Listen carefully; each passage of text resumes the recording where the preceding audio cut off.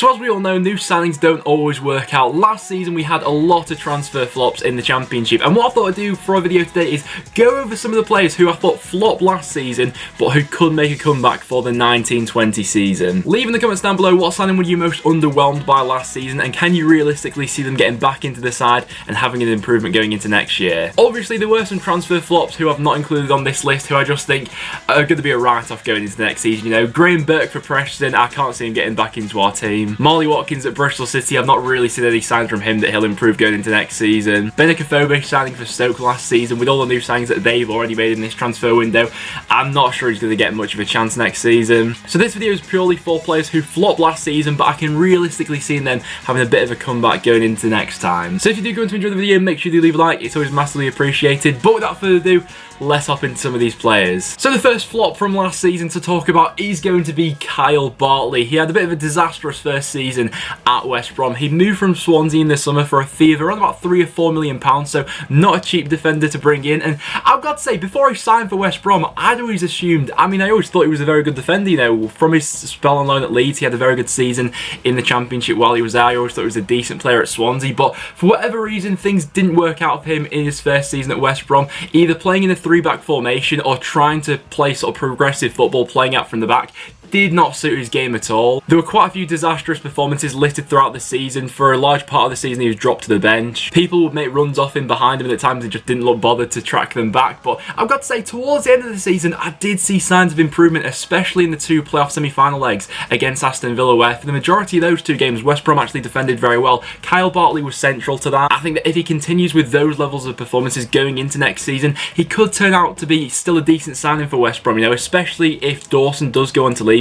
Bartley could be absolutely crucial to that backline next season under Bilic. So for me, Bartley was a flop last season, but he could still come good. Now this video could have been just completely compiled of players that Stoke signed from last season, because they made some absolute shockers, but the next one coming in has got to be Ryan Woods. I don't know what happened to him over the course of last season. While he was at Brentford, he was probably one of the most underrated midfielders in the Championship. He was absolutely brilliant. As a tenacious holding midfielder on and off the ball, he was absolutely superb. When Stoke signed him, I thought they'd done a great bit of business. They signed him for £6.5 million, which I thought was a decent fee to get him for, if I'm being honest. But pretty rapidly under Guy out at the start of the season, things just started to unfold, and my god, there were some really dreary performances, and it looks like a shadow of his former self. This tweet pretty much sums up Ryan Woods from last season. He just looks ruined from the player he was last season, and I'm not sure if he's going to make a comeback at Stoke next season. I think that for the sake of his career, I think a move away would be good. I saw he was linked to Bristol City a couple of weeks ago, and I think that if he does get that fresh start somewhere else, he can, you know, hopefully regain his confidence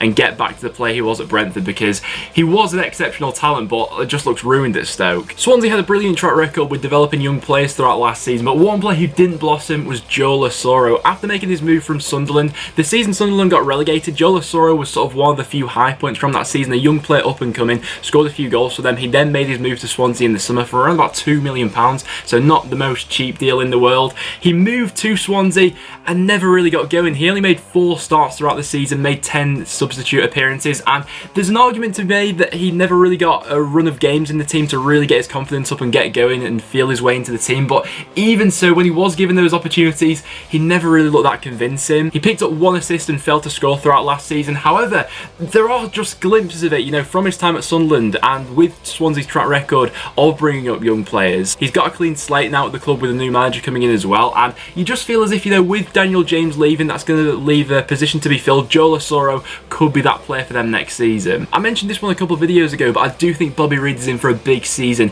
with Cardiff. After he signed from Bristol City in the summer, he didn't really make that many appearances for Cardiff last season, only made 16 starts, and in all fairness, you know, calling him a flop, that was sort of out of his control. You know, if he had gone to start more matches for Cardiff last season, I think he would have made the world of difference, because whenever he did play, I thought he was a very good player for them. He scored 5 goals and came up with 2 assists. I think that in the Championship he's going to go on and deliver much better numbers next season. His last season with Bristol City, he scored 21 goals, and that's the sort of level I'm thinking he could be at next season. Ben Brereton, he had a bit of a disaster, didn't he, in his first season with Blackburn Rovers. He went on to score 1 goal. It's not brilliant, is it? After signing from Nottingham Forest for £7 million, yes, that's right, Forest got £7 million for him.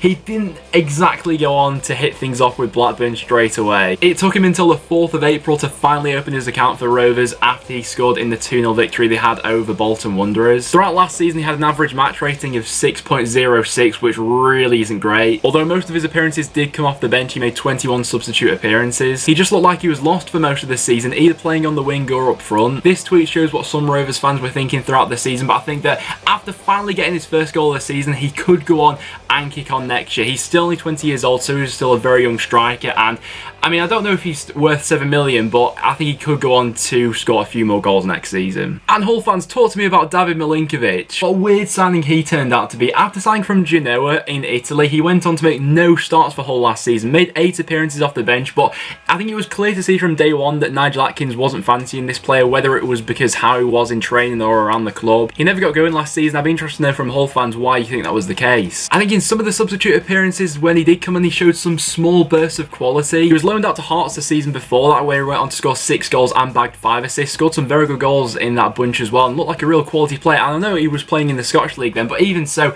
that didn't really transition into how he was in the Championship. And with potentially Bowen and Grosicki both leaving, that's going to leave 2 winger options open for the rest of this season, where Milankovitch could potentially go in and fill that void. And quite similar to Milankovitch, Gerry Scott for Millwall really didn't go on to have the best debut season at Millwall. He only went on to start 4 games, made 10 appearances off the bench, failed to score and registered 1 assist. I think that injury prone would be the best way to sum up Scott. He had an average match rating of 6.23, which isn't anything to write home about. But there is still a player in there, and Millwall at the moment, by the way, I think they've only got 17 first team players on the first day of pre-season. They're still without a goalkeeper as well. With how thin their squad's looking at the moment, someone is going to need to make the step up for next season, and maybe that player could be Scott. Millwall fans, what do you think of that? Let me know down below. And then next, I'm going to have to throw in Barry Douglas into the equation. He signed from Wolves to Leeds with such high expectations, but I mean, let's be real, he was outdone by Alioski all season. A converted winger went on to have a much better season playing at left back, and I'm not sure why that was the case. I mean, he came with such high expectations after having such a brilliant season with Wolves,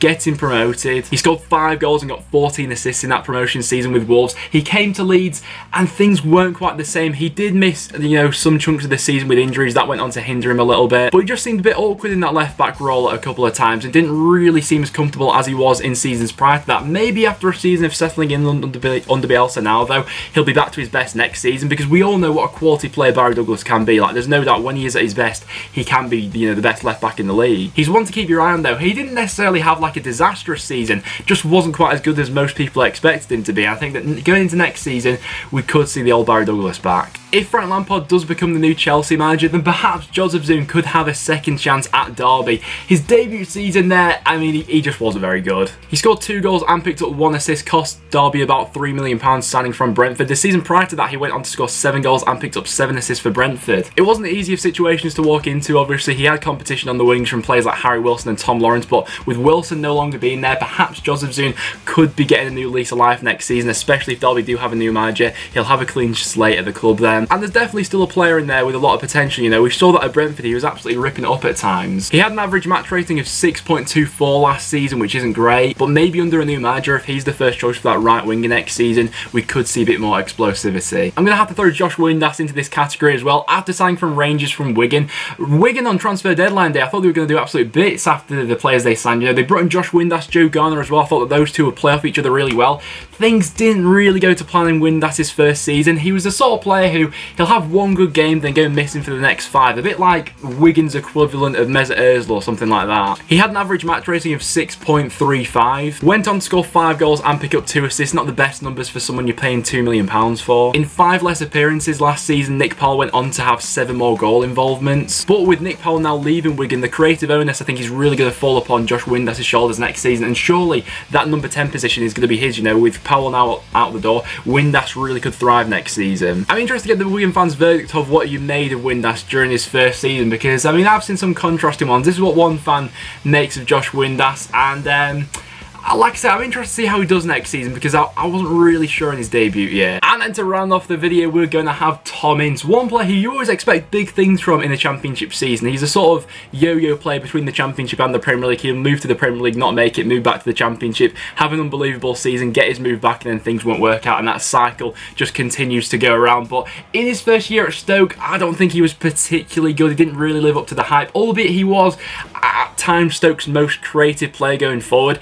Even that isn't much of an accolade with how bad Stoke were. He signed from Huddersfield. I think the fee could rise to about £12 million with add-ons. And the problem I have with Tom Ince is he can be an absolute quality player when he wants to be. It's just that those moments when he wants to be a quality player are few and far between. I think if a manager really gets to him, you've got a quality player on your hands there, but he does strike me as sort of a bit of a luxury player, if you will. If Stoke are planning on playing a diamond next season with one player at the tip of it, Tom Ince is going to have a bit of competition next season from new signing Nick Powell. I think that signing of Nick Powell could be sort of the catalyst for Tom Ince to really up his game, because he's capable of so much more. You know, he's someone who can be getting into double figures for both goals and assists. In his last season at Derby, he went on to score 14 goals from the wing. So you think that in the right Stoke system, Tom Ince could do a lot next season if he does apply himself. But guys, there you have it. That will wrap it up for this video. I think I gave you 11 players there, 11 flops from last season who I think could potentially come back and have a big 19/20 season. So do you guys agree with my selections? Let me know in the comments down below. Also let me know who's a player who flopped for you last season, who you think you potentially see a bit more from them next season. I'm interested to get some debates going down there. Other than that will now wrap it up for this video. So if you did go on to enjoy, make sure you leave a like. It is always massively appreciated. As well as that, make sure you subscribe for some regular championship content. But apart from that, thanks for watching, and I'll see you all in the next one.